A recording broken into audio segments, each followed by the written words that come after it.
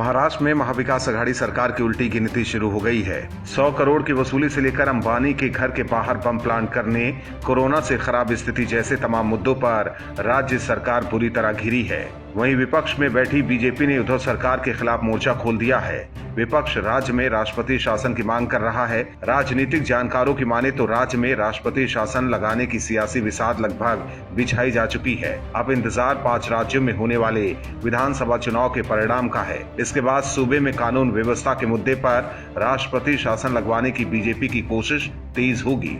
जानकार मानते हैं कि यही कारण है कि बीजेपी लगातार अलग अलग मुद्दों को उठाकर राज्य में कानून व्यवस्था के खराब होने का माहौल तैयार करने में लगी हुई है। सूत्रों की माने तो बीजेपी फिर से अजीत पवार को एनसीपी से अलग कराना चाहती थी, लेकिन शरद पवार की वजह से एनसीपी में टूट होने के आसार अब कम है। यही वजह है कि बीजेपी अब दूसरे प्लान पर काम कर रही है। सूत्रों की माने तो सचिन वजही प्रकरण की वजह से एनसीपी की छवि एक बार फिर सिंचाई घोटाले की तरह धूमिल हो गई है। इसीलिए अब बीजेपी रणनीतिकार एनसीपी के साथ सरकार बनाने के पक्षधर में नहीं है।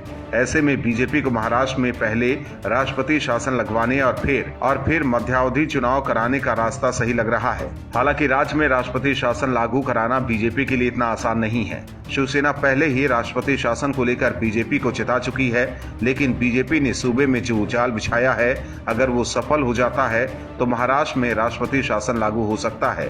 Bureau report, OMH news. और भी वीडियोस देखने के लिए चैनल को सब्सक्राइब करें और बेल आइकन को दबाएं।